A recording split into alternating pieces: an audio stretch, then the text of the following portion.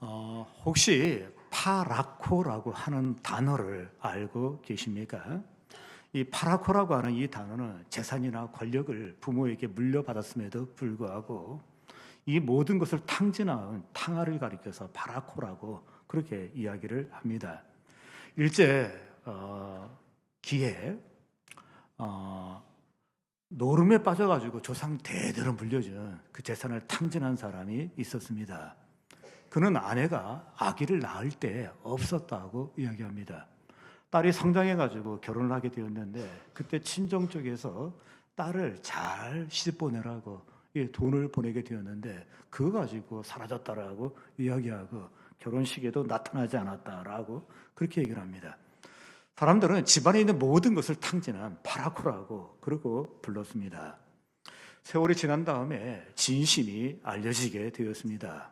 그는 노름하는 척하면서 그 돈을 독립군에게 전달하게 되었고 그는 교도소에 들어가게 됨으로 말미암아 결혼식에 참석을 하지 못하게 되었다고 합니다. 그의 이름이 누구냐 그러면 바로 김용한이라고 하는 선생님이십니다. 그는 그의 공적에 대해서 이야기할 때마다 선비로서 당연히 해야 될 거 했는데 무슨 얘기냐라고 하면서 한사코 손을 저었다라고 이야기합니다. 눈에 보이는 것만으로 사람을 다 알 수는 없습니다.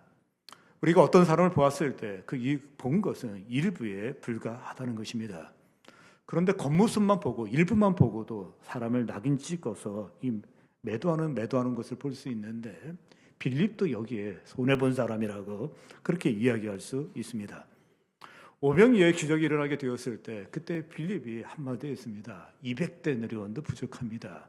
그 후부터 목사님들이 설교했을 때 저도 해당이 되는데 빌립은 꼭 계산하는 사람이다.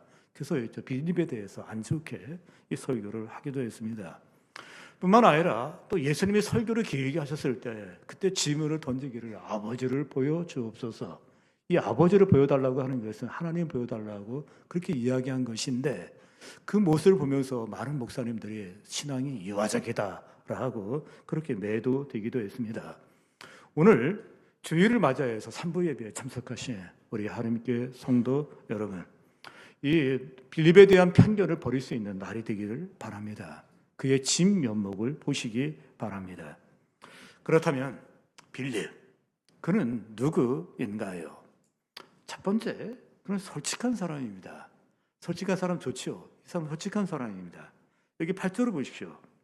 빌립이 이르되 주여 아버지를 우리에게 보여주옵소서. 그리하면 족하겠나이다. 흔히 빌립을 가리켜서 신중한 사람이라고 그렇게 이야기하기도 합니다.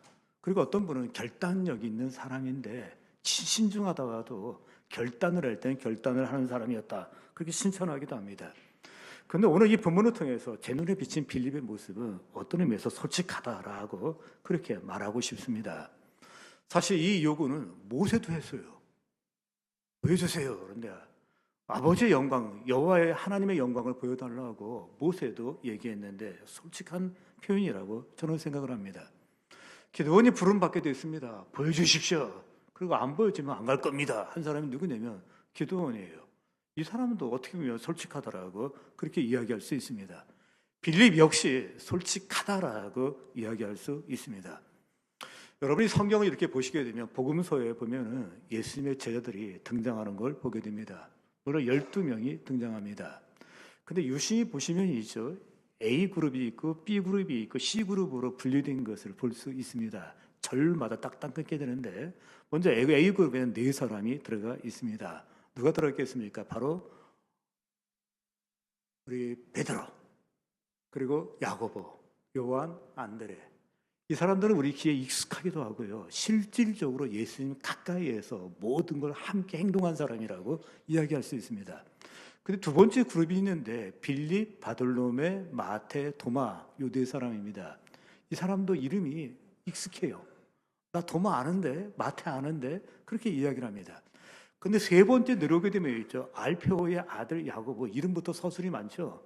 왜냐하면 중복되는데 그거 구분하기 위해서 알페오의 아들 야고보라고 되어 있고 다데오가 있고 시몬이 있으니까 또 가나안인 시몬, 가롯의 유다, 그래서 가룟 유다까지 나오는 것을 보게 되는데 3그룹에 해당하는 사람은 우리가 그 사람들이 뭐를 했는지는 잘 모른다.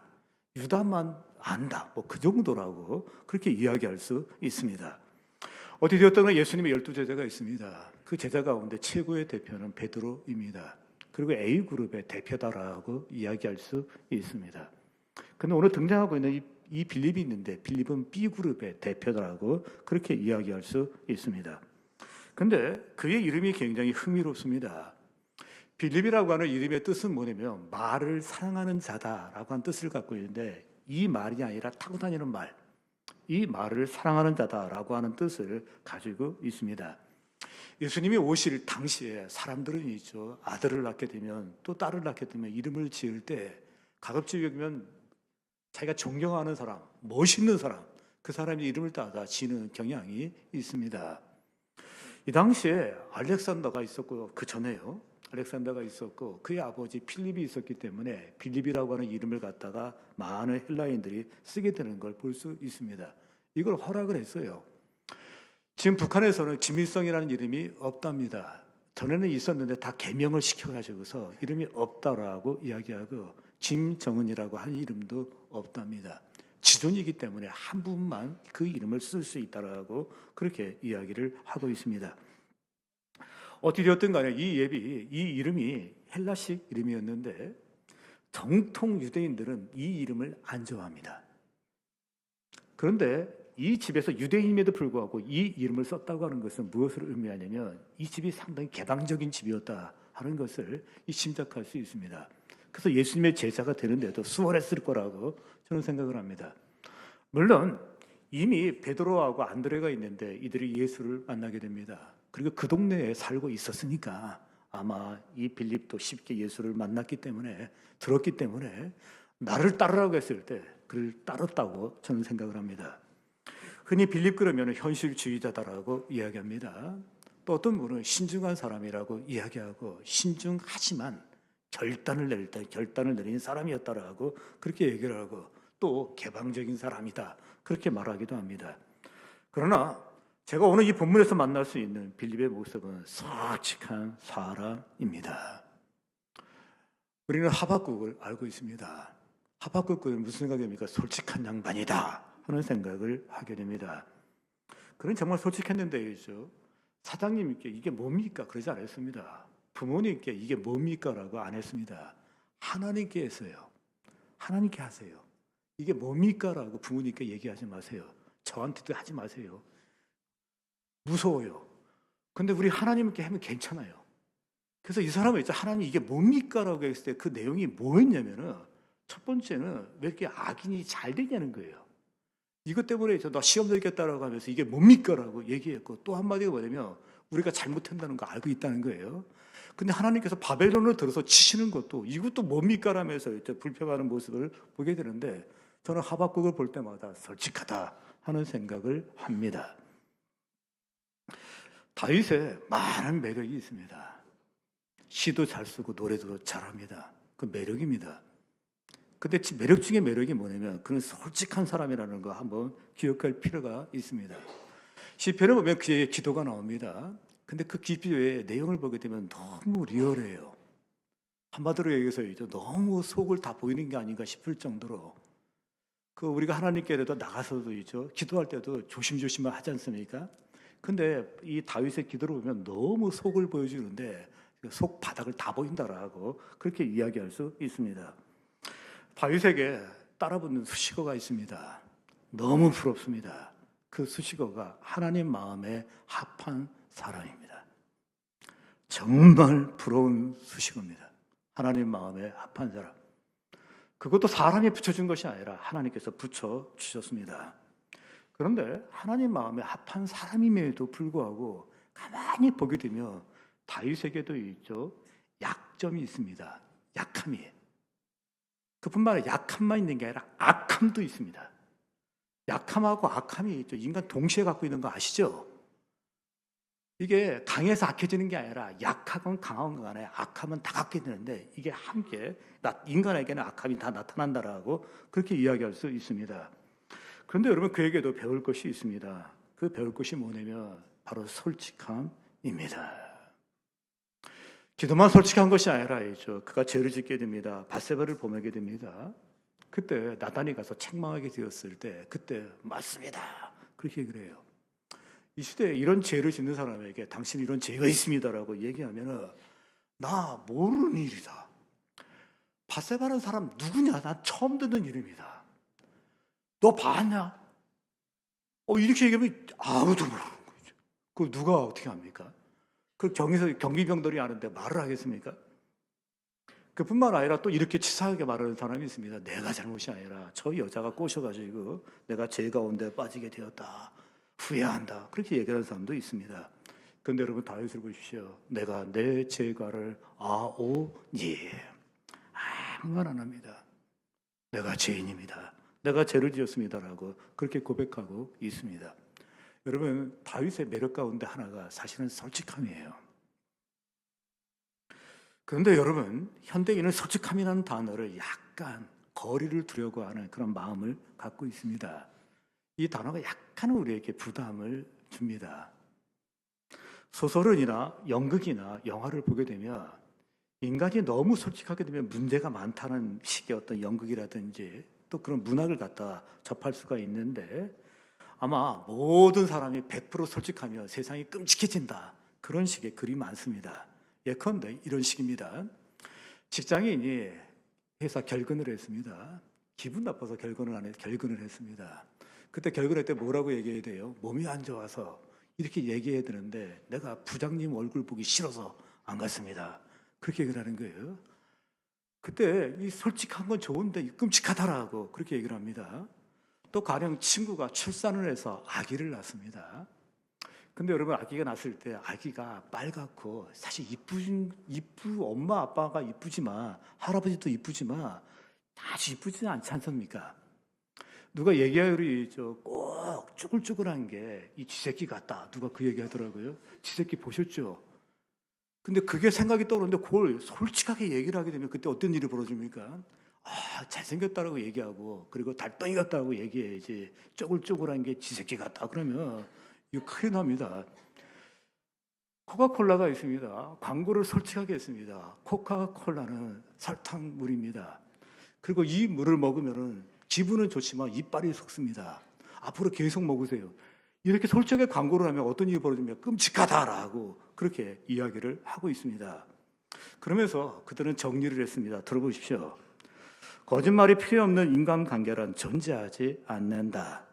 부모와 자식, 남편과 아내, 친구와 친구, 교사와 학생, 의사와 환자, 변호사와 의뢰인, 상사와 부하 직원, 세일즈맨과 고객, 경찰관과 범인 사이에는 거짓말은 빈번히 오간다. 한마디로 거짓말은 일상에서 떼어낼래야 떼어낼 수 없는 인간 삶의 중요한 특성이자 인간 존재의 일부와도 같은 것이다. 고로 사회가 제대로 돌아가기 위해서는 거짓말이 필수라는 점이다. 갑자기 모두가 다 진실을 말한다면 정말 끔찍한 일이 될 것이다. 진실말을 말하는 사람은 사회 전복을 노리는 자다. 이렇게 얘기했습니다. 여러분 어떻게 생각하십니까? 속지 마십시오. 너무 솔직해서 끔찍한 적은 한 번도 없습니다. 솔직하지 않아서 끔찍한 적은 많습니다. 우리 사회에 솔직해서 문제가 된 적은 없습니다. 사실은 솔직하지 못해서 많은 문제가 일어나고 있습니다. 이러할 때 성경은 말씀합니다. 너희는 이 세대를 본받지 말고라고 하면서 그 흐름 본받지 말라고 되어 있습니다. 거짓된 입술은 여호와께 미움을 받는다라고 그렇게 되어 있습니다. 스스로에게 솔직하십시오. 자신에게 솔직하십시오. 배우자에게 솔직하십시오. 그리고 이웃에게 솔직하십시오. 그리고 적당히 솔직하지 마십시오. 적당히 솔직한 거 하나님 아주 싫어합니다. 아주 싫어합니다. 성경에 보면 하나님께 버림받는 사람이 있습니다. 근데 가만히 지켜보게 되면 있죠. 사실은 이분들이 적당히 솔직해요. 근데 하나님은 그냥 이렇게 내치시는 걸 볼 수 있습니다. 우리가 잘 알고 있는 사람 가운데 아나니아하고 삽비라가 있습니다. 우리는 아나니아하고 삽비라한테 막 흥분하고 있는데 이 시대에 아나니아와 삽비라 같은 하나님이 징벌을 하신다면 여기 한 명도 안 남아요. 다 죽어요, 다 죽어. 그때 초대교회에 수많은 사람들이 밀려 들어오기 때문에 가난한 사람들을 위해서 돈이 필요했습니다. 그때 아나니아 삽비라는 있죠. 다른 사람과 달리 땅을 팔았습니다.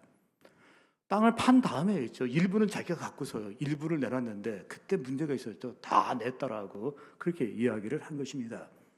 여러분, 그는 선한 사람입니다.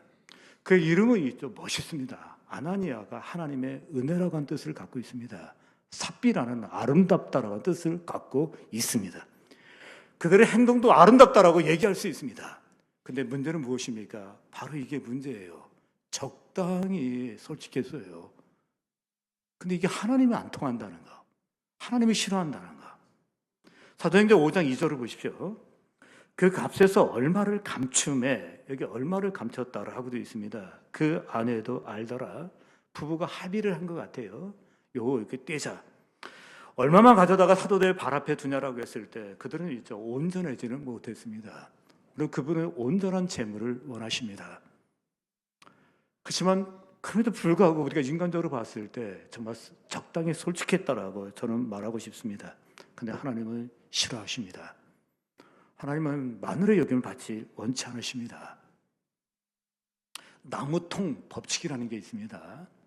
사부 영화를 보시게 되면 양동이 바퀴스가 있는데 나무를 붙여가지고서 양동이를 만든 걸 볼 수 있습니다. 이 양동이의 법칙이라는 것은 무슨 얘기냐면 그 양동이에 물이 얼마나 들어가냐는 그 나무 가운데 큰 나무에서 결판나는 게 아니라 작은 나무에서 결판나는 거예요. 양동이 가운데 이제 조그맣게 이 나무가 걸쳐 있게 되면 물이 빠져나가잖아요. 그래서 이게 뭐냐면 양동이 법칙이다라고 그렇게 나무통 법칙이다라고 그렇게 이야기하고 있습니다. 여러분, 적당히는 안 됩니다. 온전해야 합니다. 그래서 우리는 하나님께 이렇게 기도할 수밖에 없습니다. 하나님이여, 내 속에 정한 마음을 창조하시고 내 안에 정직한 영을 새롭게 하여 주옵소서. 우리가 늘 이렇게 기도할 수밖에 없습니다. 적당한 솔직함은 하나님이 싫어하셔요. 하나님이여, 내 속에 정한 마음을 창조하시고 내 안에 정직한 영을 새롭게 하여 주옵소서. 빌립, 그는 누구입니까? 솔직한 사람입니다. 두 번째, 빌립, 그는 누구입니까? 하나님을 보고도 못 본 사람입니다. 여기 구절을 보십시오. 예수께서 이르시되 빌립아, 내가 이렇게 오래 너희와 함께 있으되 내가 나를 알지 못하느냐?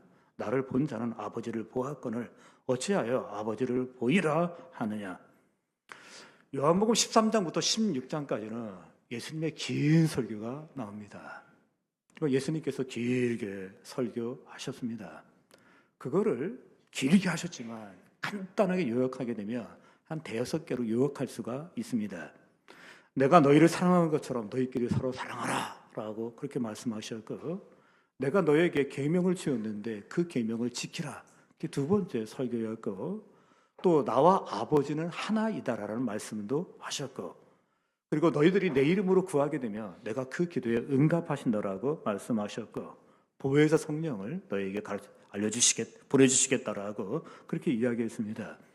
이 모든 내용은 있죠. 그들에게도 정말 중요한 말씀이었다라고 얘기할 수 있고 우리에게도 중요한 말씀이었습니다. 예수님의 설교는 늘 엄숙했습니다. 그리고 진지했습니다. 그런데 이날은 더 진지했습니다. 십자가를 이야기하면서 죽음을 얘기하면서 너희들이 나를 배신할 것이라는 얘기를 하면서 진지하게 설교를 했는데, 설교를 한참 하고 있는데 꼭 이런 식입니다. 누가 손을 번쩍 드는 거예요. 이게 빌립이에요. 그리고 한마디 질문을 했습니다. 그 질문이 뭐냐면 아버지를 보여주십시오라고 그렇게 얘기를 한 거예요. 그러면 이 질문 앞에 이런 생각을 하게 됩니다. 왜 갑자기 빌립이 아버지를 보여달라고 했냐는 것입니다. 그 이유는 간단합니다. 불안해서. 예수님께서 십자가의 죽으심을 이야기하고 고난을 얘기하는데 갑자기 불안한 거예요. 그 불안하기 때문에 있죠. 뭐가 확실한 증거를 보여달라고, 아버지를 보여달라고 이야기한 것입니다. 유대인들이 가지고 있는 신학적인 기반이 있습니다. 그냥 여호와는 한 분이시다. 근데 거기에 예수님도 하나님이라니까 이게 굉장히 폭탄 선언입니다. 베드로의 신앙 고백이 있습니다. 저는 그리스도요 살아계신 하나님의 아들이십니다라고 하는 이 고백은 엄청난 고백입니다. 어쨌든 간에 이 12제자가 그와 같은 모습으로 살고 있는데 갑자기 예수님이 돌아가신다고 하니까, 죽는다고 하니까 몹시 불안한 거예요. 그래서 뭐라 했습니까? 뭔가 증거를 보여달라 하는 것입니다. 불안하기 때문입니다.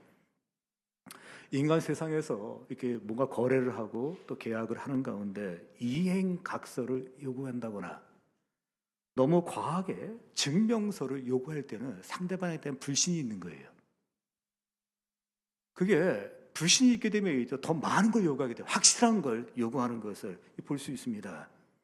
얼마 전에 이 한국 통상부 장관하고 미국 상부 장관이 서로 무협약을 했다는 게 신문에 나왔습니다. 물론 우리가 투자를 하게 되는데 2천억 원을 투자한다라고 그렇게 되어 있습니다.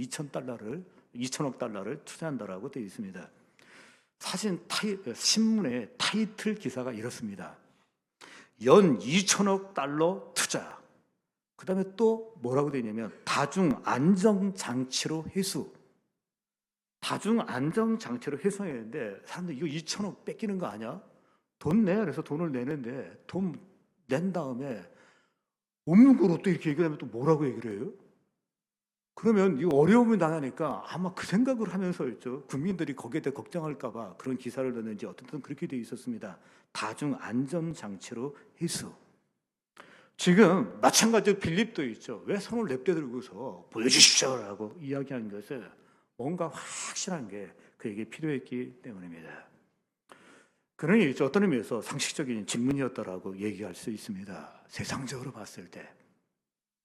백문이 불여일견이라는 말이 있습니다.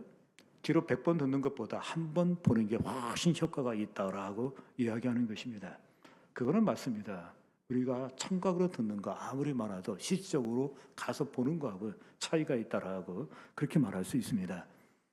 어느 목사님이 신학교 다닐 때 그러니까 성경 지리에 관심이 많아가지고 본인이 연구를 많이 했대요. 나는 성경 지리에 대해서 거의 현지인과 똑같다, 박사급이다라고 생각을 했는데 막상 가서 보니까 너무 달라가지고 놀랬다. 그리고 자기가 생각했던 것이 너무 편협했다는 생각을 얘기했습니다. 눈으로 보는 거 중요합니다. 근데 여러분, 눈으로 보는 거 중요합니다. 그러나 간과해서는 안 될 것이 있습니다. 보는 것 분명히 중요합니다. 인간의 눈으로 볼 수 있는 거 중요한데 이 눈에는 한계가 있다는 것입니다. 먼저 눈이라고 하는 것은 잘 보는데 너무 가까이 있어도 안 보여요. 너무 멀리 있어도 안 보여요. 눈이라는 건 진짜 웃기는 게 있죠. 너무 작아도 안 보여요. 바이러스 같이. 또 너무 커도 안 보여요. 눈은 더 웃기는 게 있죠. 너무 밝아도 안 보이고 너무 어두워도 안 보이는 거 여러분 아십니까? 너무 밝아도 안 보이고요. 너무 어두워도 안 보이는 게 인간의 눈이라고 합니다. 꽃이 천천히 핍니다. 저 꽃 피는 거 한 번도 못 봤습니다. 꽃 피는 거 못 봅니다. 천천히 가니까. 청알도 못 봤습니다. 너무 빨라가지고. 이 눈이라는 게 얼마나 취약하냐면 너무 빨라도 못 보고 너무 늦어도 못 봐요. 인간이 다 보는 것 같지만 솔직히 다 보는 것이 아닙니다. 청각도 예의는 아닙니다. 우리가 듣는 이 귀라고 하는 것도 너무 작아도 안 들립니다. 너무 커도 안 들려요. 천둥소리 이상 되는 것은 들리지 않는다라고 그렇게 이야기합니다. 매일 일상 가운데 보고 듣고 있지만 중요한 것은 막상 중요한 건 못 보고 있어요. 중요한 건 못 듣고 있습니다. 특별히 하나님과의 관계되는 거, 영적인 것을 보지도 못하고 듣지도 못합니다. 그래서 예수님께서 보라라고 되어 있지 않습니다. 들으라고 되어 있지 않습니다. 믿으라고 하는 것은 뭐냐면 하나님은 이게 안 보여요. 안 들려요. 방법이 뭐냐 그러면 믿음으로 듣는다라고 이야기하고 있습니다. 여러분 여기 마이크가 있습니다. 여러분 여기에 마이크가 있는 걸 믿으십시오. 그렇게 말 안 합니다. 그러면 왜 그렇습니까? 눈으로 이 마이크라는 실체를 보고 있고 확증할 수 있기 때문입니다. 맞습니다. 우리가 눈으로 볼 수 있고 그리고 귀로 들을 수 있다면 믿으세요라는 말을 안 합니다. 그냥 보는 대로 그냥 알면 되니까요. 근데 문제는 무엇입니까? 정말 중요한 것, 정말 귀한 것은 보이지 않습니다. 그 성경은 뭐래요? 믿으면 보리라. 믿으면 하나님의 영광을 보리라. 눈으로 볼 수 없는 것, 우리 하나님께서 있죠. 청각으로 들을 수 없는 것, 그러기에 믿음으로 보라라고 되어 있습니다. 믿음은 바라는 것들의 실상이요, 보지 못하는 것들의 증거라고 되어 있고, 뿐만 아니라 하나님께서 말씀을 천지로 창조하신 것을 우리가 말씀으로 알 수 있었던 것입니다. 여러분, 이렇게 우리 제한 시력이었기 때문에 믿으라라고 이야기한 건데, 이 엉뚱한 얘기를 하니까 그때 예수님께 대답을 어떻게 하십니까? 사도행전 14장 9절 10절을 보십시오. 예수께서 이르시되 빌립아, 내가 이렇게 오래 너희와 함께 있으되 네가 나를 알지 못하느냐? 나를 본 자는 아버지를 보았거늘 어찌하여 아버지를 보이라 하느냐? 내가 아버지 안에 거하고 아버지는 내 안에 계신 것을 네가 믿지 아니하느냐? 내가 너에게 이르는 말은 스스로 하는 것이 아니라 아버지께서 내 안에 계셔서 그의 일을 하시는 것이라. 예수님 아주 간단하게 얘기했습니다. 나를 봤으면 하나님 본 거고, 내 얘기를 들었으면 하나님의 얘기를 들은 거고, 내가 하는 일을 봤다면 하나님이 하신 일을 봤다. 그렇게 얘기하면서 간단하게 단호하게 말씀하시는 것을 볼 수 있습니다. 맞습니다. 예수 그리스도는 하나님이십니다. 보지 못한다는 인간들을 볼 수 있게 하기 위해서 육신의 몸을 가지고 이 땅에 오셨습니다. 그래서 그를 통해서 하나님을 본 것입니다. 중요한 것은 빌립도 그 사실을 옛날에 인정했다는 것. 베드로가 고백을 합니다. 주는 그리스도요 살아계신 하나님의 아들이십니다라고 하나님이시라는 얘기를 고백을 했습니다. 지금 와서 왜 이런 얘기를 합니까? 불안해서 그런 거예요. 흔들렸기 때문이라고 이야기할 수 있습니다. 자연계에는 자연 법칙이 있습니다. 그러나 하나님과 인간 사이에는 영적 법칙이 있습니다. 그리고 세상의 법칙하고 영적 법칙은 다르다라고 말할 수 있습니다. 세상의 법칙은 상식 그리고 과학, 합리에 기반을 합니다. 그런데 영적 법칙은 믿음에 기반을 합니다. 헛똑똑이가 있습니다. 오직 보는 것 이외에는 이 세상의 자연 법칙 이외에는 아는 것이 없는데, 보이지 않는데 무슨 하나님이 있느냐라고 흥분하는 사람이 여기도 있습니다. 우리 주변에 있습니다. 왜요? 세상의 법칙을 가지고 영적 법칙을 보려고 하니까 헛똑똑이라고 그렇게 이야기할 수 있습니다. 아니, 박사학위가 20개를 가졌다 할지라도 절대로 하나님을 볼 수가 없습니다. 하지만 그들 스스로 모순에 빠져 있습니다. 왜 그러겠습니까? 우리는 보지 못하지만 보는 게 굉장히 많습니다. 우리는 바람을 보지 못합니다. 그러나 나무의 흔들리는 모습을 통해서 바람을 봅니다. 보지 못했지만 봐요. 바람이 분다 그러잖아요. 우리는 전기가 흐르는 것을 보지 못했습니다. 그러나 전기가 흐르는 걸 보고 있습니다. 등 켜진 것을 보고서 전기가 흐르고 있다라고 이야기하고 있기 때문입니다. 공기 중에 산소가 있습니다. 보지 못합니다. 그러나 봅니다. 제가 머리가 안 아파요. 그리고 멀쩡히 살아있어요. 그 이유는 간단합니다. 공기 중에 산소가 있기 때문입니다. 우리는 하나님을 볼 수 없습니다. 그럼에도 불구하고 봄이 온 것을 보고 저는 하나님이 있음을 봅니다. 믿음으로 봅니다. 한 소년이 연을 날리고 있습니다. 연이 너무 멀리 날아가지고 보이지가 않는 거예요. 그때 의심이 생겼습니다. 연을 당겨봤습니다. 탱탱합니다. 보이지 않아도 연은 날고 있습니다. 어떤 한 사람이 지나가면서 묻습니다. 얘야, 연이 안 보이는데 연이 어딨어? 그러니까 이 아이가 있어요 라고 얘기하면서 연줄을 당겨보라 그래요. 당겨보니까 이제 탕탕 땡땡합니다. 그러니까 뭐라 그래요? 아, 연이 있구나. 그렇게 합니다. 보이지 않지만 보는 것입니다. 연줄을 통해서 본다라고 이야기할 수 있습니다. 저는 하나님이 보이지 않음에도 불구하고 하나님을 봅니다. 저는 연줄 역할을 하는 믿음이 있습니다. 믿음으로 봅니다. 저는 하나님이 이곳에 임재한 것을 믿습니다. 그리고 예배를 받는 것을 믿습니다. 눈으로 보이지 않습니다. 귀로 들리지 않습니다. 그러나 믿음으로 봅니다. 그리고 듣습니다. 그분이 우리의 예배를 받을 것입니다. 우리의 예배를 흠양하고 계십니다. 믿음으로 아나니. 믿음으로 아나네. 오직 의인은 믿음으로 말미암아 살리라. 빌리크는 누구입니까? 하나님 보고도 못 본 사람입니다. 세 번째, 빌리크는 누구입니까? 전하는 신앙으로 변한 사람인데 보이라고 하는 신앙에서 전하는 신앙으로 바뀌었습니다. 12절 보십시오. 내가 진실로 진실로 너희에게 이르노니 나를 믿는 자는 내가 하는 일을 그도 할 것이요 또한 그보다 큰 일도 하리니 이는 내가 아버지께로 감이라. 이 말씀을 척 보는 순간에 우리가 충격을 받거나 흥분해야 맞습니다. 너무 엄청난 얘기를 우리에게 주시기 때문입니다.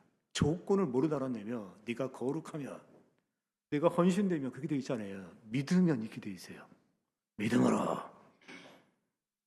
여기 나를 믿는 자는 있죠. 이와 같은 일을 했다라고 했는데 먼저 예수님이 하신 일을 하게 되고, 그리고 예수님보다 더 큰 일을 할 수 있다라고 그렇게 얘기하고 계십니다. 근데 가만히 살펴보게 되면 있죠. 이게 아닌데 하는 생각도 하게 됩니다. 저는 지금까지 목회하면서 바다를 걸어간 사람 못 봤습니다. 수영도 못하는 판국인데 어떻게 걸어갑니까? 도시락 7개 가지고서 있죠. 500명 먹이신 분도 못 봤어요. 맨날 부족해가지고 밥 굶는 사람도 나오잖아요. 식당에서. 그런 일이 없습니다. 뿐만 아니라 있죠. 또 제가 설교를 했을 때 주무시는 분들이 많아요.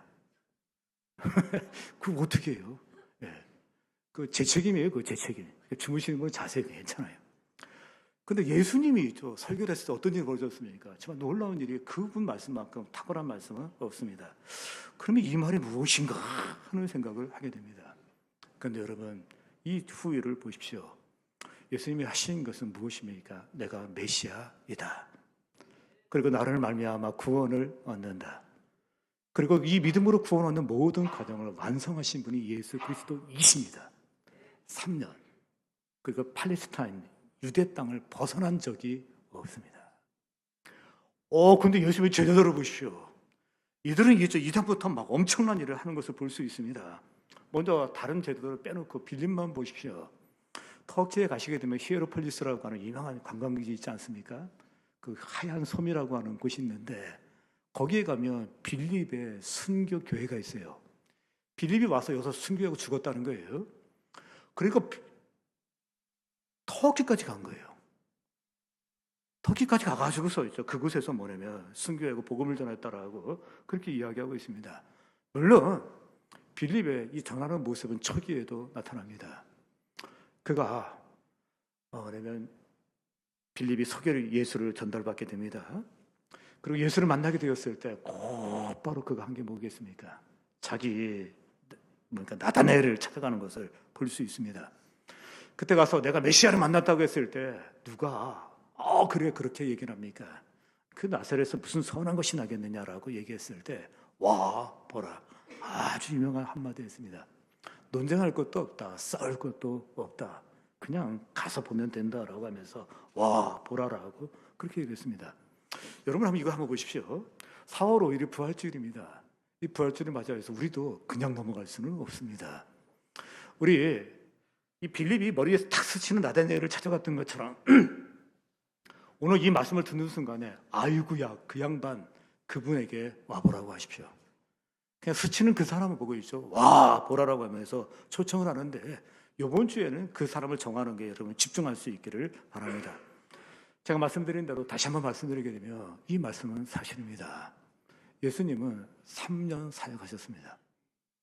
그리고 유다 땅, 이 이스라엘 땅을 벗어나지 못했는데 얼마나 작으냐면 경상남북도 합한 것밖에 안 됩니다. 물론 그 주위에 수많은 사람이 왔지만 많은 사람이 전도된 것 같지 않습니다.